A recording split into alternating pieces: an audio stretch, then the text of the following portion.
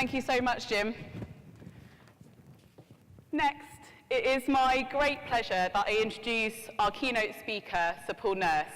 And before Sir Paul comes up onto the stage, I just really wanted to tell you a little bit about him, because it's an impressive career. Professor Sir Paul Nurse is a geneticist and cell biologist whose research focuses on molecular analysis of the cell cycle. He shared the 2001 Nobel Prize in Physiology and Medicine with Lee Hartwell and Tim Hunt for their discoveries of key regulators of the cell cycle. He is currently director of the Francis Crick Institute in London. Prior to this, he was president of the Royal Society, professor of microbiology at the University of Oxford, chief executive of the Imperial Cancer Research Fund and Cancer Research UK, and president of Rockefeller University, New York. Professor Nurse's research has provided insights into how the eukaryotic cell cycle is controlled and how cell shape and cell dimensions are determined. His major work has been on the cyclin-dependent protein kinases and how they regulate cell reproduction. He began his work on the cell cycle during his PhD at the University of East Anglia in the UK, looking at amino acid metabolism in the fungus Candida utilis. His research efforts then focused on identifying the rate-controlling steps during the cell cycle. Dividing cells pass through four phases: G1, growth, S, synthesis, G2, growth, and M, mitosis.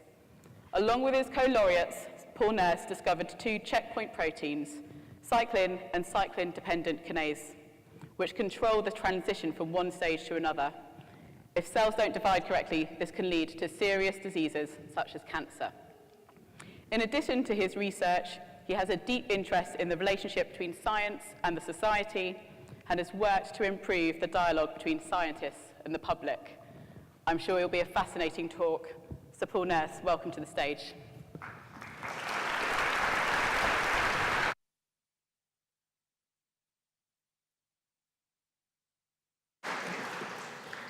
Well, good afternoon, everybody. I hope you've had a good time already. Is that okay? Good? That's it. Good. Do say yes. And I hope you have a great week here. Coventry's a nice place, and we're going to give you good weather. Well, good for England, anyway. I'm a research scientist, as you've heard, and I'm going to say three things, or talk about three things this afternoon. Firstly, I'm going to speak about what I was doing in science when I was around your age, a bit younger and a bit older. Then I'm going to talk about the research that I did that you heard briefly outlined, and I'll give you a slightly longer version. And then thirdly, I'll talk a little bit about the characteristics of a good research scientist. I just thought that might help you, at least my view of the characteristics that are needed to be a good research scientist. Well, I was brought up in London. I didn't come from an academic family, but I got interested in biology really quite an early age, 8, 9, 10, mainly through natural history, just observing the natural world around me, the birds, the flowers, the insects, and so on, when I was walking around the parks in London. I'm sure many of you also had an introduction to biology through natural history. When I went to school, I had a very good school teacher, a man called Keith Neal, still in contact with him, and he allowed me to do projects outside school time, and I do remember a couple of those. One of them was a very simple one, but really started teaching me the elements of science, and that was, he said, go around your local park, get to know the different habitats, and plot where all the spiders' webs are, and think about why they are where they are, and see how they change as the spring and summer and autumn proceeds.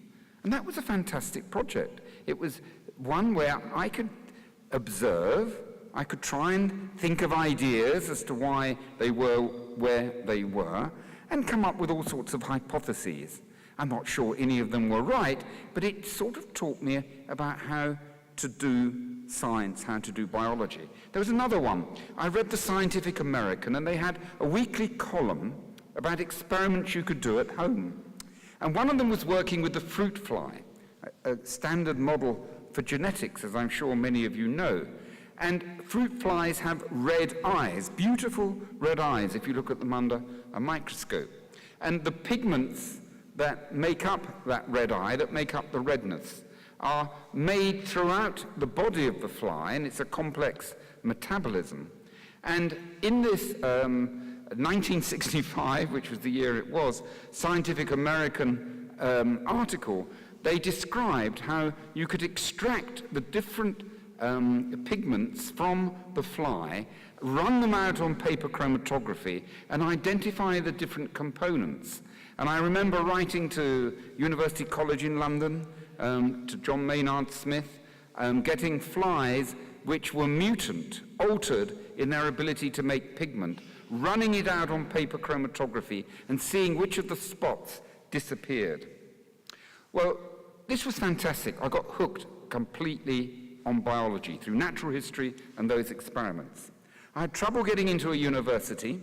I wasn't brilliant at exams, and I worked as a technician in a brewery, in the Guinness Brewery in London.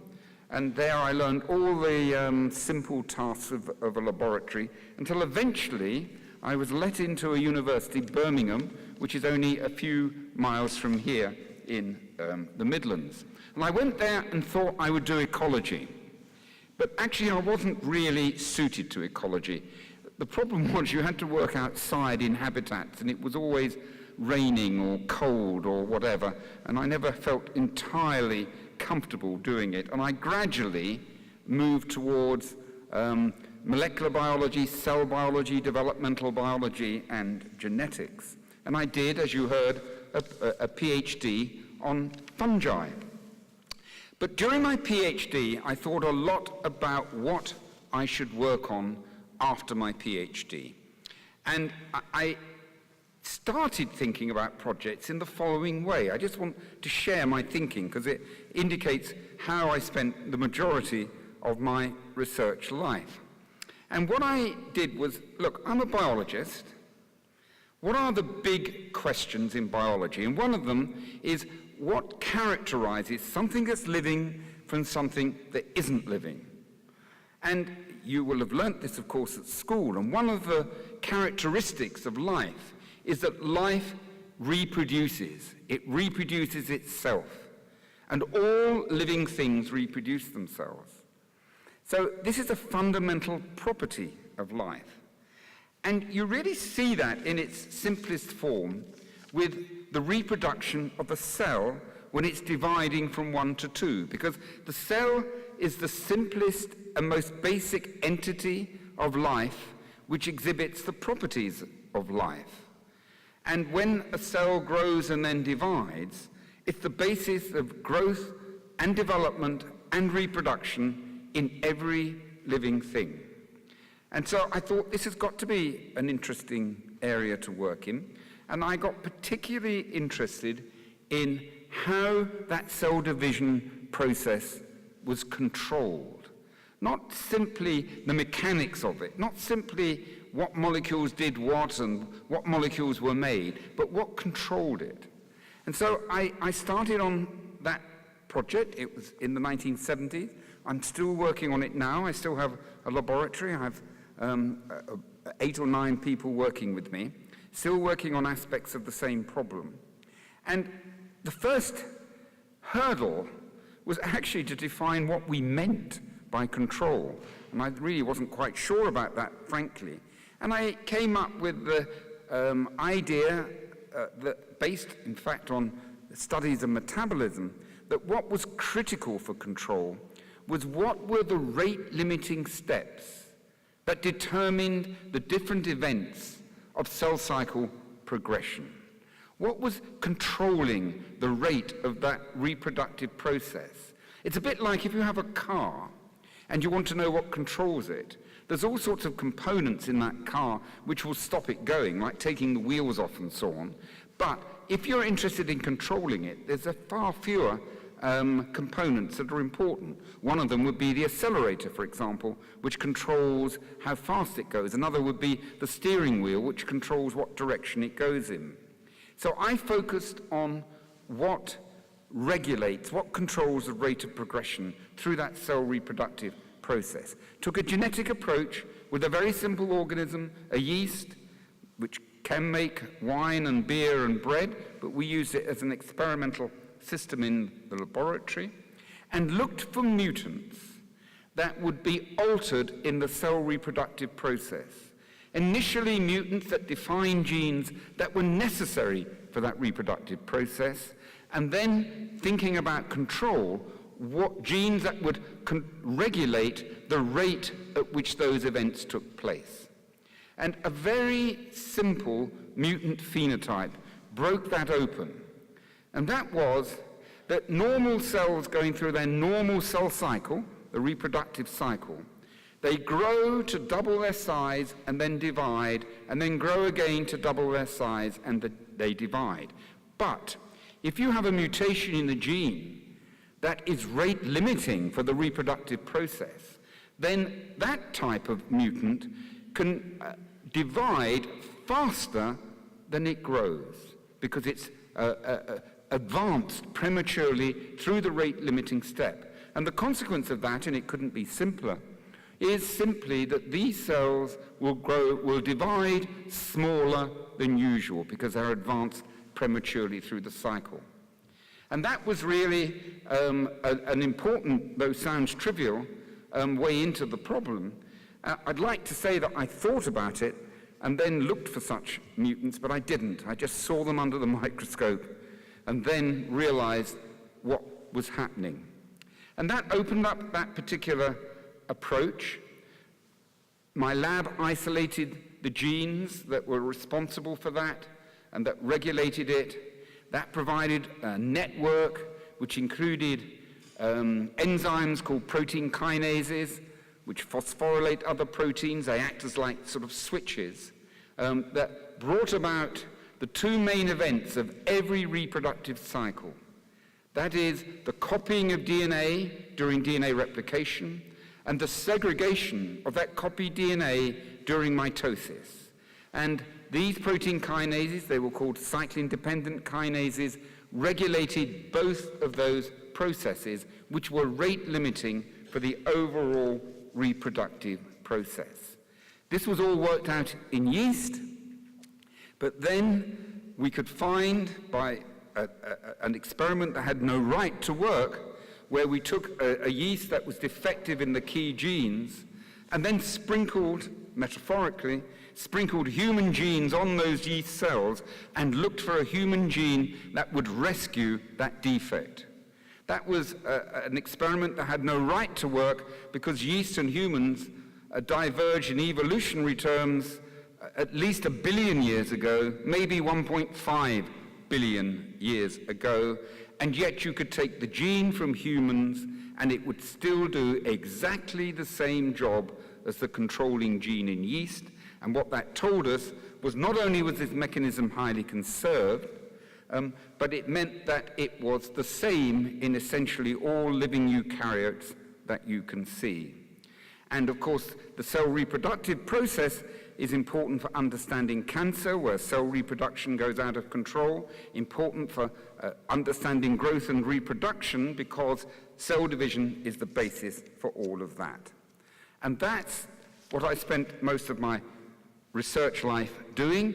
That's what still fascinates me, getting the details of that's right, and that's what I'm still working on, talking to you today. Now, what did I learn during that a period of time about what's important about doing research? I thought that might interest you. Firstly, you have to be really highly motivated, because doing difficult research is very, very difficult. And you often fail.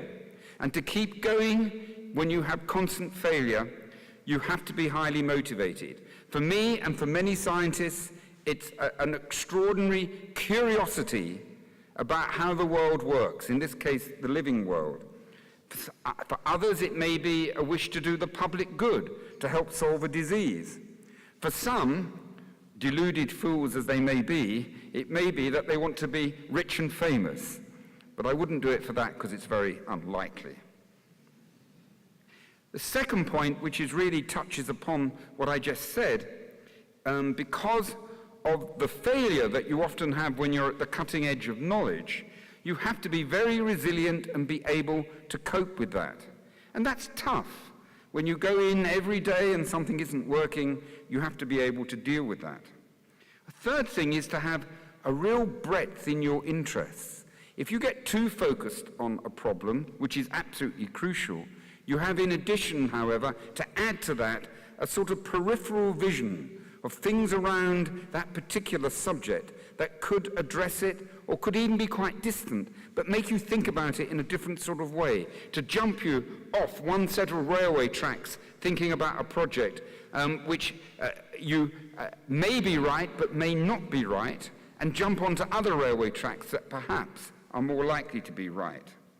And what goes with that, and is another characteristic, is the importance of skepticism, of being skeptical about your own work, your own results. You must attack your own ideas, not try and defend them. That sounds counterintuitive. But when you have an idea you really like, you have to attack it so it survives repeated attacks. If you're interested in the philosophy behind that, there's a philosopher of science called Karl Popper who will explain what I'm talking about. And although you have to be smart and bright, you have to have a combination of characteristics. Doing experiments is a skill. If you don't do good experiments with good data, the brightest brain can't cope with it. You have to be resilient, as I've said. You have to be very bright. And you have to do more than just pass exams. Passing exams is a preparation, but this is more difficult to do, and you need different types of skill sets to do it well. And finally, and it's the final message I want to leave you with. Finally, you have to recognize that doing science is actually a high calling. It has to be something where you're seeking for the truth, where you're honest with your experiments, where you abhor any sort of falsification. It is really a public good, and you have to work to the highest possible standards. Well, look, some of you will end up doing science. It's great, a fantastic thing to do, but it isn't easy, and you have to go to it with your eyes open. So for those that want to do that and feel they'd like to do that, good luck. For those who want to do other things, just enjoy the wonder of science which comes out of that research. And indeed, whatever any of you do in your future lives, good luck with it, and thank you for listening to me this afternoon. Thank you.